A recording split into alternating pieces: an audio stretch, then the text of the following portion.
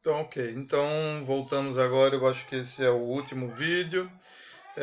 Vamos voltar a revisar. A gente encerrou aqui a ideia das algumas ações, né, de gerenciamento com relação ao ambiente organizacional. Primeiro, como a gente falou no vídeo passado, monitoramento do ambiente constante. Isso compreende uma lógica de inteligência competitiva. Por quê? Porque esses ambientes, tanto o interno quanto o externo, ele é constantemente mutável, né? Sobretudo mercado, né? O ambiente operacional, o ambiente externo operacional e dentro da empresa as influências, né? De fora para dentro da empresa fazem com que esses dois ambientes eles sejam muito dinâmicos, né?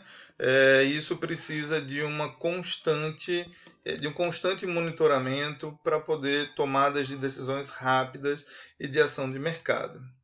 E os outros dois, né, têm a ver com decisões de médio longo prazo ou adaptações ao ambiente à medida que a gente observa mudanças de comportamento, como por exemplo uma empresa que vai crescendo ou um mercado cuja mudanças da tecnologia vão estimulando novas práticas. Essa empresa pode aceitar se adaptar a esses ambientes e adotar para si novos equipamentos, fazer investimento em equipamentos, de treinamento dos funcionários e gerenciar novas práticas de produção.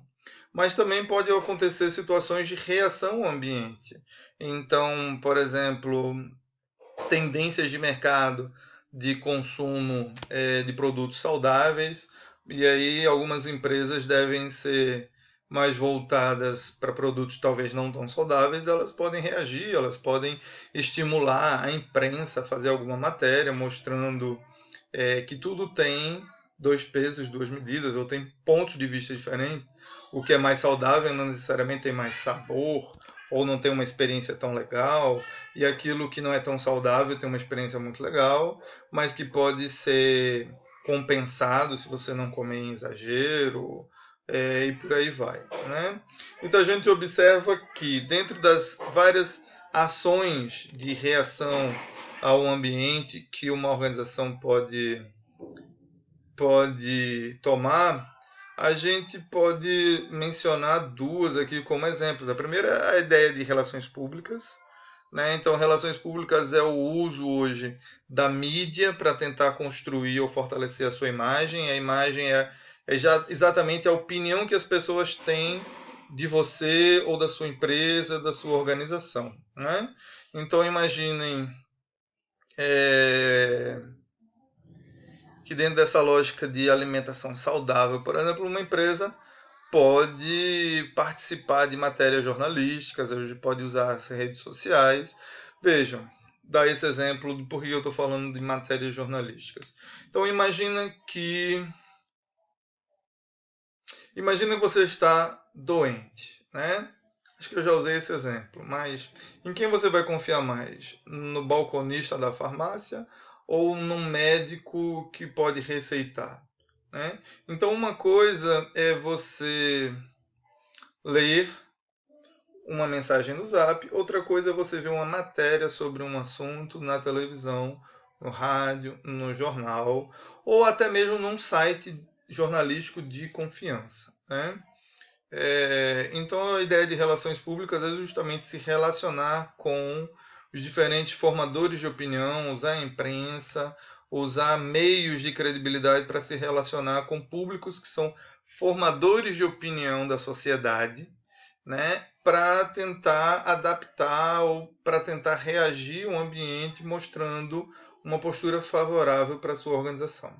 Uma outra coisa que está bastante tendenciosa é a questão da responsabilidade socioambiental, ou seja, não é só a questão da economia da água ou da coleta seletiva do lixo, mas estamos falando de um conjunto de atividades aí que tem a ver com respeito ou sustentabilidade, ou seja, manter os recursos naturais estáveis, ou seja, o que não significa não usá-los, mas usá-los com respeito, com parcimônia, com organização, para não depreciar demasiadamente o planeta, devolvendo ao ao planeta alguma coisa em termos de práticas de replantio, de limpeza, né? Tentando, se você desmata de um lado, você planta do outro, para tentar trazer algum tipo de compensação, mas também as políticas de cuidado com as pessoas que vivem nesses ambientes de extração, né? Ou as questões éticas, né? Legais de você procurar não acabar com o mercado, com as pessoas, em detrimento de ter lucros, apenas lucros.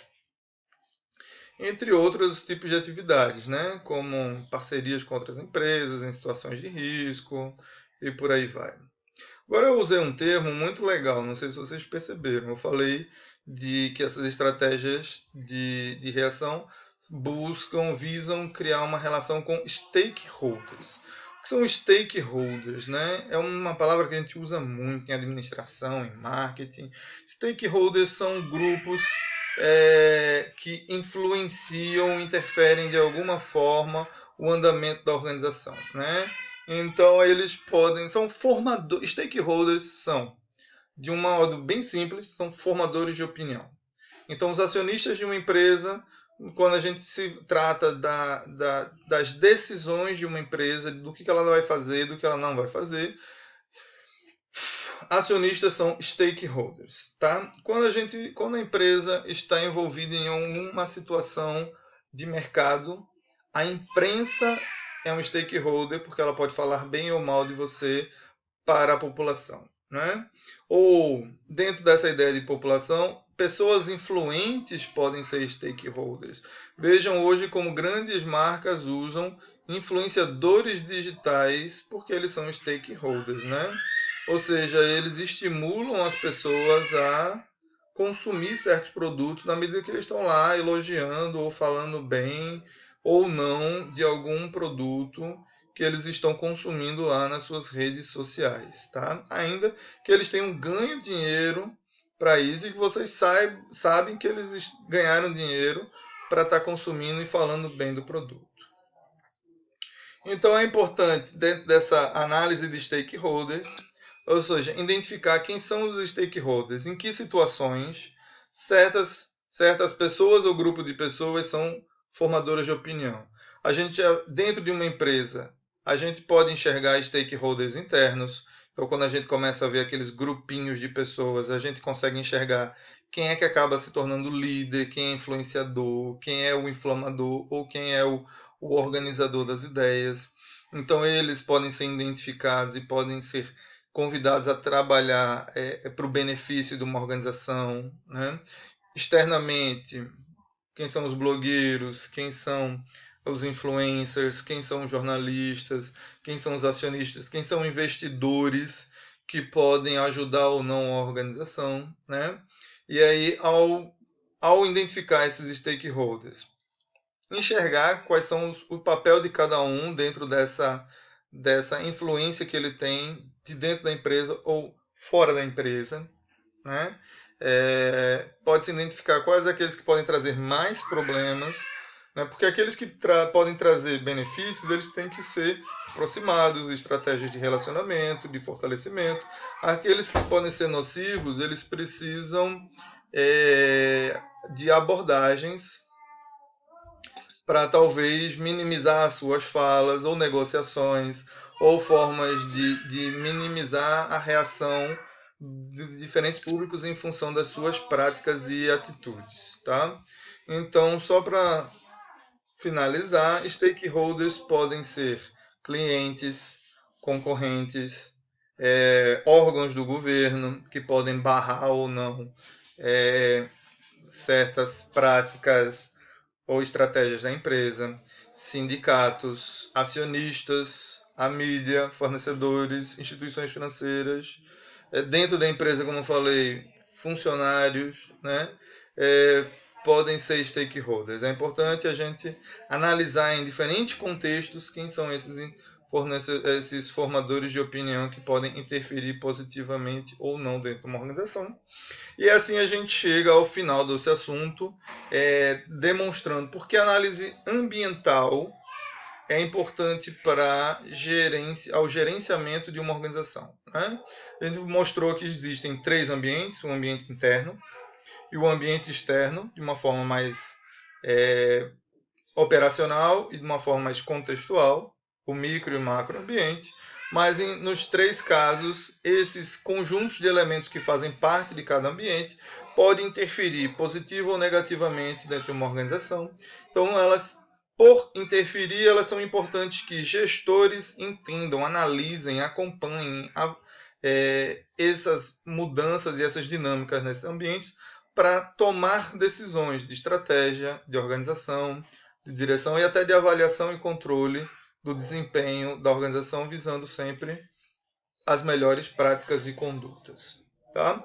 A gente viu também que dentro de uma organização interna, a cultura organizacional acaba sendo uma estratégia importante, né? E que no ambiente externo, né, o acompanhamento, o monitoramento desses ambientes externos e dos stakeholders são importantes para tomar decisões de adaptação ou de reação ao mercado. E com isso a gente vai encerrando este novo assunto. Espero que vocês tenham entendido aqui. Espero que eventuais dúvidas ou até comentários ou exemplos que vocês queiram dar, vocês coloquem para a gente por escrito, para a gente produzir nos próximos vídeos, ou que a gente trabalhe eles nas lives das nossas aulas, ok? Lembrando, a gente falou que a gente em breve vai ter prova, sim, na próxima semana, próxima segunda-feira, dia 27, nós temos uma prova. Eu vou explicar na live lá para a galera, ela vai valer de 0 a 7 pontos, mas ela vai começar. Você pode fazer a qualquer momento, a partir da segunda-feira à noite, às 19 horas, até a terça-feira à noite, às 19 horas. Isso não significa que você pode fazer, fechar, você tem 24 horas. Não, você tem 24 horas para decidir, se organizar, sentar ali no computador, com calma, vai lá, responde. É sempre questões de múltipla escolha, mas você vai lá, uma vez que você fez e concluiu, você não preenche mais essa avaliação, tá bom? Também não é nenhum mistério, não é nada muito complexo. A gente vai disponibilizar para vocês um tipo de teste semelhante de múltipla escolha, para vocês irem testando e se familiarizando com essa ferramenta e ficarem mais à vontade no dia da prova, mas não é nada muito fora do normal. Os assuntos serão exatamente esse último assunto que nós vimos. Dá tempo para vocês estudarem, acompanhando os vídeos, os links dos textos aí que servem para vocês reforçarem a leitura. E também aos demais assuntos, né? As escolas de pensamento, todas, e os conceitos básicos de administração, ok? A prova só vai ter 7 pontos porque ela vale até 7 pontos. E os 3 pontos que faltam para complementar a primeira nota, ela vai ser feita a partir da entrega das atividades que a gente propôs para vocês aí no Google Sala de Aula. Então, quem entregou todas as atividades tem até 3 pontos. Quem entregou menos atividades tem uma nota proporcional à realização dessas tarefas. Eita, eu não fiz ainda. Dá tempo, tá? Entreguem até o dia da prova todas as atividades para a gente poder corrigir e compor a nota final de vocês. No mais, eu realmente espero que estejam todos bem. Eu espero que estejam se cuidando.